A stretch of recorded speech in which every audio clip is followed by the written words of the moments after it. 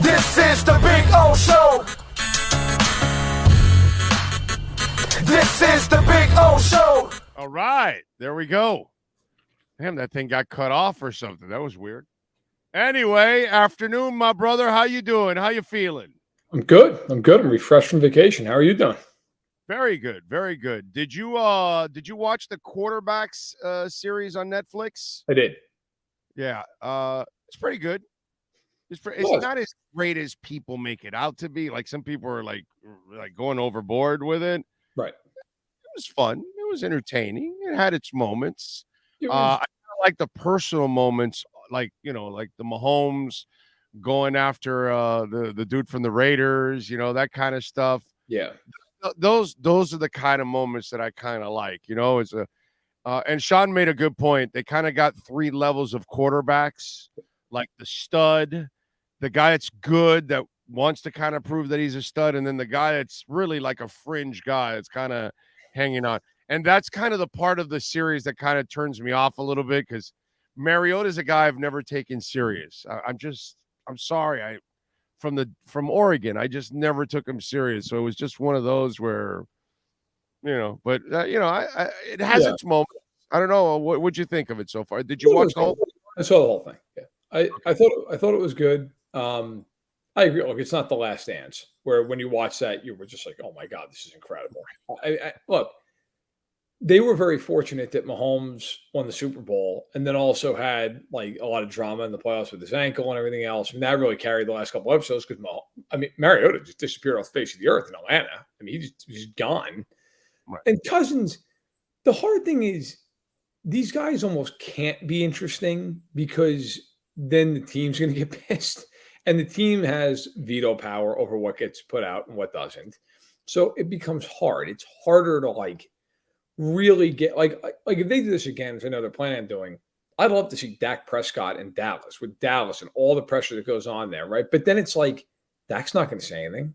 Dak's going to sit there and be wallpaper, Kirk Cousins is boring. Yeah, he's just because Kirk Cousins is just a good human being. Yeah, he's just a guy. He's a good guy. It's like he's not just a guy. He's a really good human being. You know what I'm saying? And in our world, a good human being is just he's there. We've seen that guy. It's Tony Gwynn. It's Mark Brunell. It's Kurt Warner. It's Kurt Warner playing. Yeah, Kurt Warner, the analyst, is my God, he's completely different than the player. The player was boring as hell, dude. He was a terrific thrower, but Kirk Cousins falls in line with the Cal Ripkins of the world. Like when Cal was playing, he was just going to say and do the right thing. Derek Jeter. I was just going to say Jeter, because I don't know if you saw ESPN did like a 10-part doc on him. Yeah. And I watched it, and I walked away from it saying it was a good job. I mean, by ESPN, they did a good job with it, but he's just boring. He doesn't want to say Stanton. Mike Stanton is freaking the door of my studio has more personality than Mike Stanton.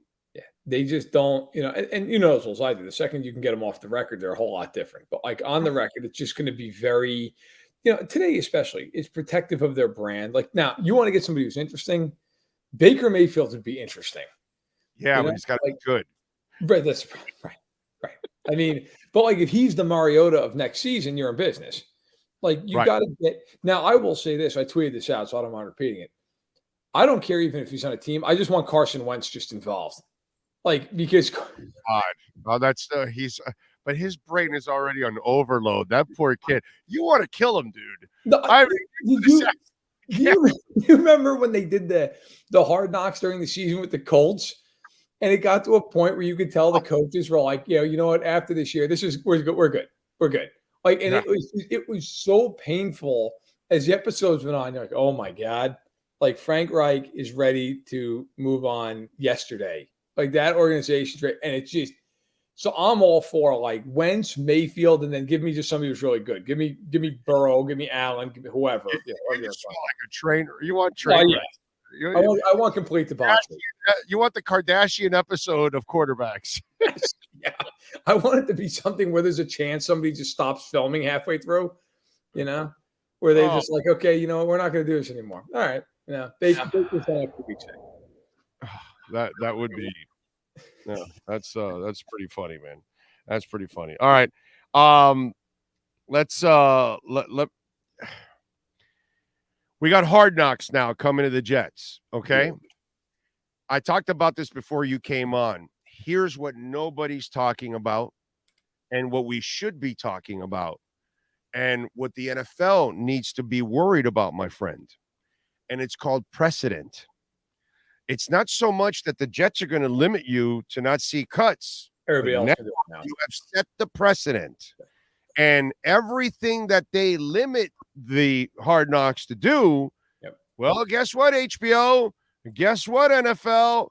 The next team and the next team's going to say, well, nope, you didn't do it for them, and we think it's inhumane to show cutting and all that. And, in our oversensitive world as it is, which, by the way, it is kind of brutal to show somebody losing their jobs and getting their dreams cut, because that doesn't happen to us when we get fired or let go. Nobody's filming us. You know what I mean? So I do understand that side of the argument, but I just want you to know that what makes that show is all those kind of personal moments.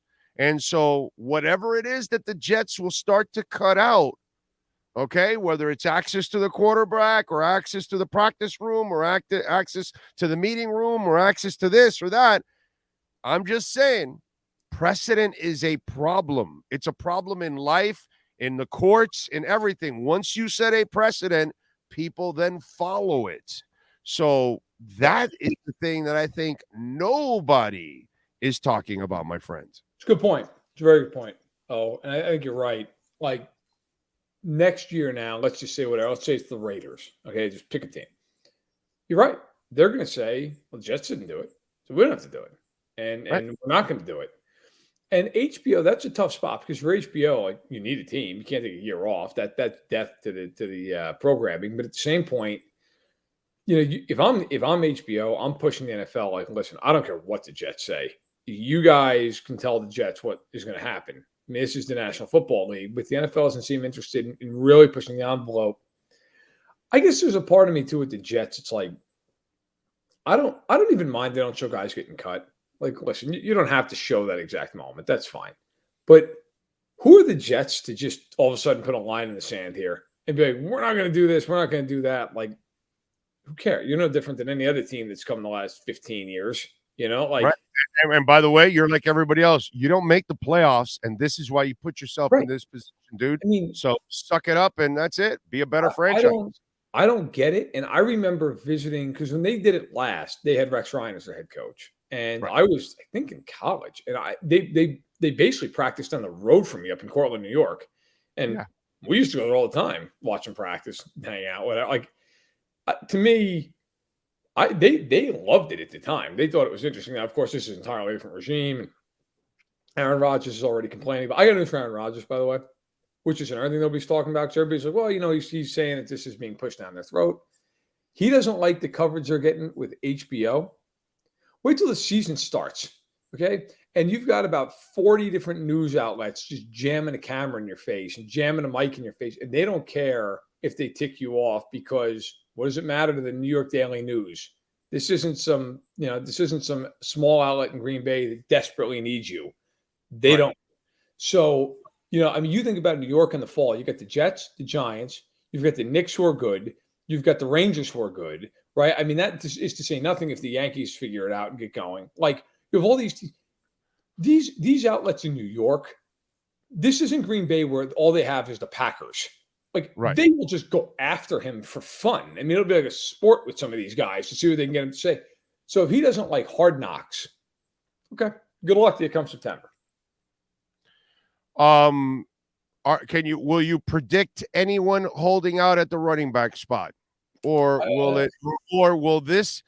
has this been such a sledgehammer of an offseason that if you didn't get the message by now, you're really stupid? So what do you think happens here? Does anybody really hold out after, hell, even Le'Veon Bell came out of nowhere to remind everybody of his stupidity and even apologize about his stupidity, which, whatever, bro, whatever makes you feel better about it. But it's a little too late now at this point. But I'm just wondering, after everything that's happened, does somebody hold out when it's all said and done in week 1? No. None of these guys are giving up money. I mean, Jacobs and Barkley, if they want to, sure, they can sit out as long as they want. I mean, Pollard, they haven't signed the tag, so they can. I'm saying yes. I was just going to say Pollard actually did sign the tag, so he can't sit out because he'd get fined. Barkley and Jacobs have not signed the tag, and so they're not eligible to be fined because they're not technically on the roster, although they do count against the 90-man spot. They count against the cap, but they're not signed to the roster technically, so they can't be fined. They can sit there as long as they want. Now the problem becomes if you sit out week 1, you start losing game checks. Okay, and that's where that's going to stop. I would not be surprised at all if these dudes don't show up till September 1st. But except frankly, Pollard has to show up. He has no choice. I'm just talking about Barkley. Pollard has to show up anyway. You know why? He didn't get taken early like the other guys. They made a little money. Yes. Pollard really has not made any money. So for him, the tag is like, all right, dude. Great. It's great. Yeah. But I'm just talking strictly about Barkley and Jacobs. No, you're right. September 1st is probably the day. Like if I'm both of them, that's when I'm showing up. Give me 10 days worth of practice or whatever and get me out there. I mean, the team. And what kills me is like with Jacobs, the Raiders were only in this position because they declined his option. Right. They could have had him for another year, but then they declined it. Then, actually, never mind. We'd like to have you back. The bottom line, all this stuff about the running backs, let's just be really honest about this. Do they deserve, based on their play, to get better compensated? Yeah, they do. But they're not gonna, because there are a million running backs. It is the law of supply and demand. There are a million guys who can go into the NFL, not a million, but 50 guys who could go into the NFL and be a decent running back. There are not 50 guys who can play quarterback at a high level. There are not, if you have 2 receivers on field, 100 receivers, 150 receivers can do it at a decent level. Running backs, they're interchangeable, a lot of them. Not all of them, but a lot of them. And most of them. And the thing that cracks me up is when you hear this stuff like, well, and maybe they're all going to get together. They're not all going to get together and sit out. They got to get paid. Isaiah Pacheco's a 7th-round pick. You think he's not showing up? I mean, come on. Like, what world do some of these people live in? The game is evolving. The world is evolving. Things change. And in football, unfortunately for football players and especially for running backs, your value is not the same anymore. And that's just what it is. So if you want to play the game at that position, you're going to have to live with it. So let me ask you something, because I made these notes. Okay. So are you crying for cashiers at McDonald's? Because they've got kiosks. They've got kiosks now, baby. Yep. They've got apps now. They're taking those people out. Nobody's collecting your tolls anymore. What happened to those people? Right. We have a restaurant here called Sergio's. They have electronic waiters that bring you the food. So are you crying for those waiters? Because, by the way, does a guy get off the garbage truck to grab your can and throw it in the truck? Or is it a automatic thing that picks up the garbage can and throws it right over and then lays it right back down again? You can start looking around all over the place. AI is going to replace so many people. The world evolves. And guess what? So do sports. Right. And the way things are evolving is that position is a transitory position. It's a position that is very interchangeable. And if you play it, from here on out, you're going to have to understand that you are interchangeable. You don't have the same value anymore. And I'm not crying for you, bro, because that's life. And I can point at 50 other things that you used to do that there's no longer somebody there doing that anymore. When you call information and you call 411, it's an automated service. It's no longer somebody telling you, what number are you looking for when I was a kid? Okay? So, shit changes. Look at sports. Look at the 3 other major sports in America. Okay? So in basketball, when I was a kid in the 90s, if you didn't have a center, you were effed. That's just the way. I mean, everybody, every good team back then, except for the Bulls, ironically, even they had Cartwright, but like the Knicks had Ewing, the Spurs had Robinson, right? Olajuwon, and I mean, on and on and on and on. Every team had a big man. Kemp, Barkley, they weren't power forwards. And you got to be able to play in the post. You had to be. The game went through the post. The game went through the block. Now, nobody's paying those guys fortunes. Very few, right? And then Jokic, of course, is the obvious, like, him and Embiid, but like, they're it. They're it. Dwight Howard today, good luck. Like, what would you do with Dwight Howard? You wouldn't do anything with him. He'd be Mitch Robinson. I mean, he'd better than Mitch Robinson, but like, you get the idea. Like, he'd be. Yeah. In baseball, I grew up with guys who, like, big-time base stealers, couldn't hit a home run, but could hit 300. Those guys today are utility players. Those guys don't get on the field because everybody mother's trying to hit the ball out. Right? But yeah, I mean, right. You don't, I mean, that guy doesn't exist now. I mean, in hockey, there was a time when it didn't matter if you really weren't that good of a skater, as long as you were a big physical guy. In hockey, if you can't skate, you're not playing. You're not playing. The rules changed 20 years ago. You're screwed. You're not playing if you're big and slow. Domi would have a problem in this league. Well, you remember, I mean, look, every hockey team used to have a guy who was lovably like a goon, right? All they could do is go out and fight, and they protected your stars. That guy's gone. That guy's not in the league anymore. That guy couldn't play now. So the game does change. Now, of course, running backs all have a part of the game. The fullback in football gone was an enormous thing when we were all hell. You're talking to what part of the country? The Dolphins. Yeah, right. We may have one of the most famous fullbacks in the history of mankind. Yeah. And that's gone. Look at even in the 90s, in the 2000s, most tight ends were blocking tight ends. That was, I mean, the rare guy was the Shannon Sharp, the Ozzie Newsome. Now, I mean, Ozzie Newsome would fit in great today. At the time, he was a unicorn. But now, guys who were great blocking tight ends, and they were the coin of the realm at the time. You were a sixth offensive lineman. Every once in a while, he'd go out and third down, catch pass. That guy's gone. Yeah. Well, yeah, Gronk could block, but Gronk wasn't getting all that playing time because he could block. Get that playing time because you could go for 1,100 yards and 20 touchdowns. Yeah. You know, so it's just so different. And that's what nobody. I was trying to the run and shoot Oilers played with more than two receivers on most downs in the 90s. Oh, yeah. You know, maybe Atlanta with June Jones, but like most teams now, everybody it's three receivers, right? I mean, your 11 personnel are your starters. So look, that's just the way the game's gone, and it's cyclical. But right now, that's where the league's at. Yeah. To me, it's just ridiculous. The crying going on. It's like, bro, the world evolves, change with it. That's just the way it goes. Somebody asked me about your 5-minute rule in soccer. You want to enlighten us on that? You know what? So this was from a podcast I did when I was at Fansided. And God, you know what? This was a while ago. So I was talking about the flopping in soccer drives me crazy, right? Like guys go down, they're holding their ankle like they got shot. They got to get carried off. They're on a stretcher. Then, of course, like the second ago. This is why we should hate Blvd Divac. Yeah, he brought this to right. the NBA.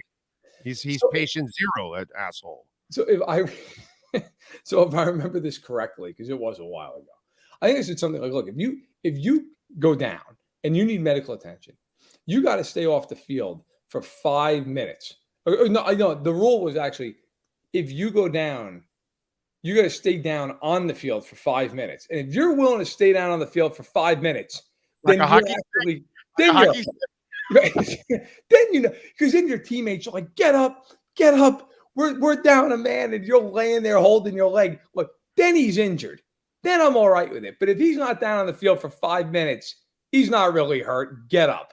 You'd see all these guys stop flopping. Now, if a bone's sticking out, all right, we got to call time. But otherwise, like, if that guy's on the ground face down, just play around him. Play around him, and at 5 minutes, we're going to call time. Pass the ball over the guy. But it drives me nuts. These guys are down. They got to go. It's stoppage time. The hell with that. If that guy's on the ground, leave him there.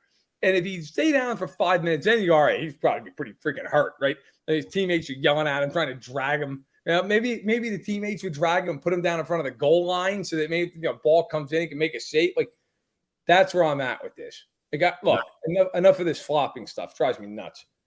Well, I'm glad that the NBA at least is going to like start fining people for flopping and all that kind of stuff, because it just gets to a point where it's so ridiculous. I get it that it's strategy because you're trying to sell, but really you're lying, or you're not really, it's the same thing in soccer. You're really lying. You're trying to deceive an official into giving a yellow or a red to somebody. To me, that's not right. I'm with you there. And the funny part, what's disappeared was the magic spray. Yeah. Disappeared. What happened to the magic spray, dude? Nobody whips out the can anymore. Shh. And then the guy just pops up and starts running like a deer. To me, it's so embarrassing. I can't picture any scenario that I would be like, yeah, this actually is good for me. I'm going to lay down like I was hit by a Mack truck. And then, oh, by the way, I'm good to go 15 seconds later. Like, to me, it's just shameful almost. Like, a guy like the size of LeBron in the NBA getting, just goes down. Like, come on, stop. If that happened in the 80s, there would have been a full-blown fist fight every night because of the embarrassment level of it. And now it's like just accepted. It needs to stop in all sports. In soccer, everybody's Paul Pierce. They go down with a wheelchair and they come out running like a deer. The wheelchair is the best one ever. He's going out like you looked like a Civil War victim, right? They're trying to get him off the battlefield as quick as possible. They've got the gurney with the wheels, and all of a sudden, 5 minutes later, he's back out there. And people. But then the thing that really gets me are the people who are like, "It was heroic." I'm like, it wasn't heroic. He was fine. He was completely fine. Jack Youngblood played with a broken leg. Okay, that's the sports version of heroic. Paul Pierce getting wheeled off the court like he's 90 years old and then running back out there. I'm sorry. He's fine. He was fine the entire time. Matthew Tkachuk playing with a broken clavicle, bro. Hockey with a broken clavicle? You're going back out and you scored a goal with a broken clavicle? What the fuck? Hockey, what the fuck? Hockey is a whole different animal. I'll tell you right now. There's nobody flopping at hockey with a broken clavicle, dude. There's nobody flopping at hockey. Well, I mean, there are players who horrifyingly have had their throat cut with a skate. They're out there 2 weeks. Our guy too. A couple weeks later, it's Zitnik, which is it. Yeah. It's guys in hockey. I always kind of not laugh, but marvel at the fact the playoffs end for some team and 9 guys need surgery and just played through it. I mean, there have been guys who played for the whole playoffs with a broken foot. You're on skates the entire time, blocking shots. It's insane. The Gudis guy had a broken foot. Gudis had a broken foot, dude, and he was playing. Insane. It is insane. It's pure insanity what they do in hockey. And you've got load management in the NBA? Get the hell out of here, dude. That's why, load management in the NBA, and Tkachuk is playing with a broken freaking clavicle, scoring a goal. I mean, that's why when we not to get too off the rails here, but when we start talking about, as a Knicks fan, Knicks fans are always like, we got to get a star. And Paul George is, I'm like, I don't want Paul George. Paul George is going to play 45 games, maybe, and then maybe play in the playoffs. Maybe he shows up in the playoffs too. That's the other thing. Yeah, it's I'm good. I'm all set. I'm not trading away 5 first-round picks for a guy every back-to-back. It's I'm good. I can't do this. I mean, the Clippers have really cornered the market on guys like that. You trade for money players like a Damian Lillard. Yes. You give it away for a guy like that constantly has shown you he's a freaking killer every time he gets an opportunity. Those are the kind of people that you risk for. Paul George is James Harden, Paul George. I get their talents, but those aren't guys that I sell out for. That's why when I'm hearing that there's no market for James Harden, I'm like, really? Shocker. Wow. By now, really? Most people should have figured out, yeah, dude, I know he's got talent, but no, I don't want him. No, I'm good. How many teams has he quit on in the last 4 years? Are we up to 3 now? In the Rockets, Nets, and the Sixers. I mean, it's just Which it just goes to show the difference in sports, right? Like if an NFL player, like let's just say Josh Allen tomorrow went to the Bills and was like, trade me. Bills would be like, that's nice. Right. And that'd be the end of that conversation. You'd be like, yeah, that's not going to happen. You know? No. Well, I'm going to sit out. No, you're not. No, you're not. Or could you imagine a player in the NFL going to his team? You know, Travis Kelce goes up to the Chiefs and goes, you know, guys, listen, I'm looking for load management. So any games on a short week, I'm not playing. They'd be like, what are you kidding? Like I can't even imagine a scenario where a player like we're in the NBA, guys, you're playing 30 minutes a night. Like just whatever. Like I just it kills me. Absolutely kills me. These guys. I'm with. It's a joke what goes on in the NBA, and they don't even take the damn season serious. No, it means nothing. That's another thing. And now they're going to create an in-season tournament in early December for a season that never matters, and you're also going to play it in early December, the worst parts of the NBA season, because nobody cares about basketball until you get to like February or March when football is over. That's when people start to turn to basketball. And your players are now taking 20-25% of your seasons off now. Hell, people are paying for tickets and they're traveling and they're going to games, and then they're finding out that the star that they paid to see is taking the night off nowadays. I'll tell you, that's the fear. That is the fear that Silver ought to have, is that you're going to start having fans go, you know what? I'm good. I'm not paying because I don't know if this guy's going to play. I don't know if this guy's going to show up. I'll tell you right now, that starts happening. The NBA is going to figure out this load management thing real quick, because all of a sudden then it's going to be, okay, it's a bottom line problem. But no, the in-season tournament, I know they do it in soccer in Europe. I get all that. I understand that. In the NBA, that is one of the most different. It's not within the league Euro itself. Cup, It's something separate. Like here, you have the U.S. Open Cup. It has nothing to do with the MLS. And now you have that, what's that called? The Leagues Cup, that it's the MLS and Mexico. Yeah. These are completely, or you're qualifying for the World Cup or whatever, or you're in the UEFA Champions League, or, you know what I'm saying? These aren't just something on the NBA thing is a stupid tournament with nobody cares. Your own season. It's like, no, dude. Do you know how many guys are going to load manage their way through that thing? I mean, I saw it's like, if you win the tournament, you win $500K. Now, I'll tell you what, the guys on the end of the bench, they're going to be rooting like nobody's business to win that tournament. But these guys in England, they have the FA Cup. Exactly. Yes. Same thing. Division 1, Division 2, Division 3. Everybody plays, same as the U.S. Open Cup. But it's completely also different. It's not part of the Premiership. It's completely separate. You know what I mean? That's why, to me, this tournament just makes no sense, dude. None. In Europe, it has historical backing. Nobody cares. Like I'm very curious. Like if the Nuggets win the in-season tournament, are they going to like celebrate like they want something that matters, or are they just going to like throw it in the locker? Like, yeah, that's cool. I mean, but you know that's you nailed it. This is for Sacramento or Charlotte or the Magic or the None Pistons. Of these teams care. Nobody cares. Right. If the Lakers win the in-season tournament, what do they give a shit about that, dude? The Celtics, like, you think those fan bases that are spoiled with banners all over, they're gonna care about maybe the Magic fan will, because they have no success whatsoever. I mean, the Knicks haven't won in 50. The Knicks haven't won in 50 years. I don't care. I don't care about New York won't care about that. New York's big town. They want a championship. You win that stupid in-season tournament, they're going to laugh at you in New York. They're going to be even more pissed that you're actually happy about that. That's the way it'll go in New York. That's how it'll come up in New York, in Philadelphia, in Brooklyn, Chicago.